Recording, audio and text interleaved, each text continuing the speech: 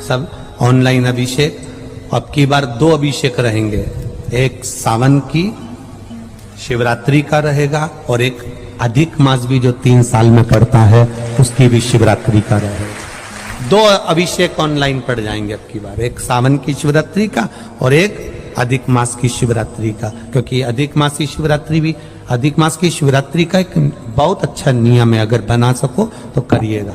अधिक मास में जो शिवरात्रि आए, प्रयास करना, अगर छोटी सी भी गुमठी लेकर बैठे हो, ठेला लगा रहे हो, व्यापार नहीं चल रहा, धन की कमी हो, पैसा नहीं हो, बहुत हताश हो गए हो, टेंशन में जिंदगी जी रहे हो, तो अधिक मास की शिवरात्रि मत छोड़ना।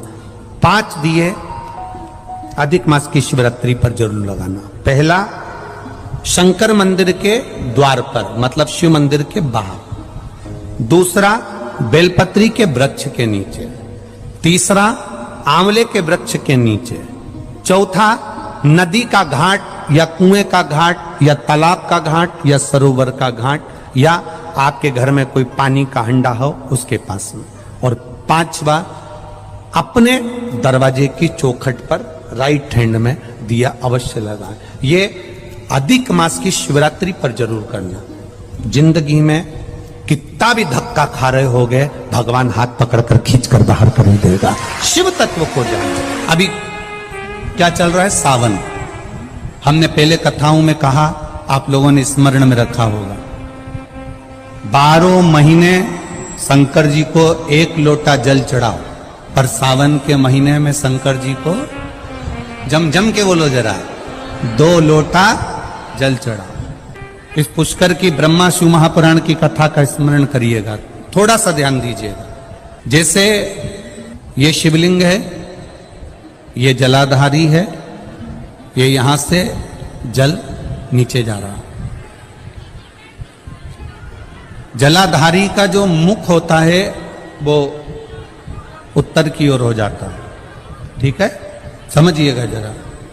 अब अगर मान लो लड़का 35 साल का हो गया, 36 साल का हो गया, बेटी की शादी नहीं हो रही, 35 साल हो गए, 36 साल हो गए, 40 साल हो गए, देवर देव की शादी नहीं हो रही है, किसी की शादी नहीं हो रही है, तो उसको समझना है, सावन के महीने में आप जो 2 लोटा जल लेकर जा रहे हो, उस जल को जहां जलाधारी से पानी बाहर बह रहा है, जहां जलाधारी से, जैसे ये शिवलिंग है, ये गोल जलाधारी, यहां से पानी बह रहा है, तो जल चढ़ाते समय जब आप जल को समर्पित करेंगे दोनों लोटे से, तो धार यहां से लगाते हुए धार को आपको इस शिवलिंग पर पूर्ण समर्पित करना है। कहां से चालू करेंगे? ये जलाधारी जो बनी हुई है अशोक सुंदरी का स्थान। किसके स्थान से? अशोक सुंदरी के स्थान से। अगर लड़के की शादी, लड़की की शादी ना हो रही हो, 35 साल, 40 साल, 42 साल के हो गए, विवाह का कोई योग ही नहीं बन रहा, 28 साल, 30 साल हो गए, बहुत प्रयास कर लिए, तो एक सावन के महीने का नियम, 2 लोटे जल लेकर देवादिदेव महादेव के सामने जाइए। यहां अशोक सुंदरी वाली जगह से दोनों धार एक साथ चढ़ाना प्रारंभ करिए और करते करते वो धार शंकर भगवान के शिवलिंग पर ले जाकर छोड़ दीजिए। ये सावन के महीने के अगर आपने मात्र 7 दिन भी लगातार अगर ये धार आपने चढ़ा ली है, तो देवादिदेव महादेव की कृपा से 3-4 महीने में सूचना आपको प्राप्त हो ही जाती है। 12 महीने 1 लोटा जल चढ़ाइए, संपूर्ण 12 महीना 1 लोटा जल चढ़ाओ। पर जब सावन का महीना आए तो अपने हाथ में 2 लोटे होना चाहिए। भले 1 लोटे के ऊपर दूसरा लोटा रख के लेके जाओ, मंदिर में जाओ, अंदर पहुंच जाओ, दोनों लोटों को हाथ में ले और दोनों की धार एक साथ मेरे देव अधिदेव महादेव को समर्पित करो। दोनों की धार अशोक सुंदरी वाली जगह से जल चढ़ाया जाए सावन में, वो विवाह के लिए है। लग रहा है कोई बीमारी अपने शरीर में आने वाली है, डॉक्टर को दिखाने जाऊंगी, कोई तकलीफ बड़ी आने वाली है, कोई बड़ा रोग इस शरीर में ना आए, तो श्रावण के महीने में 3 जगह पर बेलपत्र, एक अशोक सुंदरी वाली जगह पर, जिसकी डंडी का मुख जहां से पानी बहता है वहां रहे। बहुत ध्यान से सुनना। दूसरी बेलपत्र माता पार्वती जी का हस्त कमल जो जलाधारी है वहां, उसका डंडी का मुख अपनी ओर हो। तीसरी बेलपत्र शिवलिंग के ऊपर, जिसका डंडी का मुख तुम जहां बैठे हो उससे ठीक विपरीत हो।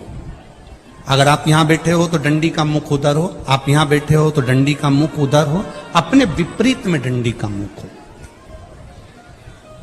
बेलपत्र चढ़ा देने के बाद 2 हाथ में जो तुम्हारे जल का पात्र है उसको बाबा को धीरे धीरे तीनों स्थान पर धार थोड़ी थोड़ी चढ़ाई है और फिर बाबा का आचमन कर कर आई है। कोई जिंदगी में बड़ी बीमारी निकलेगी ही नहीं, बाबा स्वस्थ रखेगा। यह श्रेष्ठता। अगर मान लो संतान का सुख नहीं है,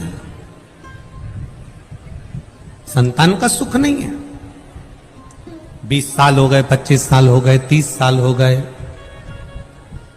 संतान का अगर सुख नहीं है तो शंकर का कोई भक्त मिल जाए, शिव का कोई उपासक मिल जाए, या कोई ब्राह्मण देव वेद शास्त्र का ज्ञान रखने वाले, अपने जीवन को सार्थकता में सात्विकता में जीने वाले, ऐसे ब्राह्मण को जोड़े से उनके बच्चों के साथ बेलपत्री के पेड़ के नीचे भोजन करा देना, खीर खिला देना, और उस खीर के भाग को पति पत्नी दोनों अवश्य पाना।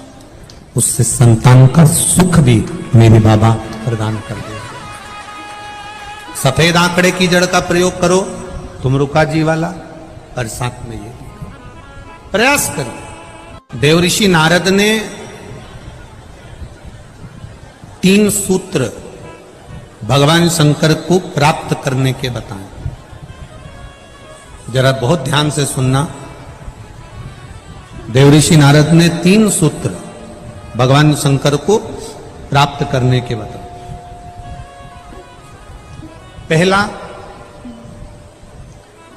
शिवालय तक जाइए, शंकर को रिझाने का प्रयास करिए। मंत्र चाहे नमः शिवाय जप लो, ओम नमः शिवाय जप लो, डीले कम करो, नमः शिवाय जपो, ओम नमः शिवाय जपो, चाहे श्री शिवाय नमस्तुभ्यम जपो, चाहे महामृत्युंजय मंत्र जपो, चाहे राम कहो, चाहे कृष्ण कहो, तुम्हारी मर्जी पड़े उसका भजन।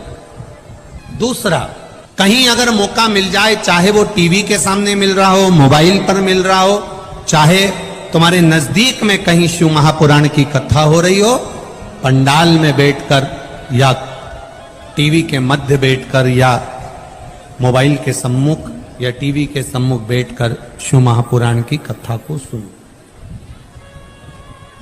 सुनना ही केवल नहीं है, सुनकर उसको अपनी जिंदगी में उतारना भी।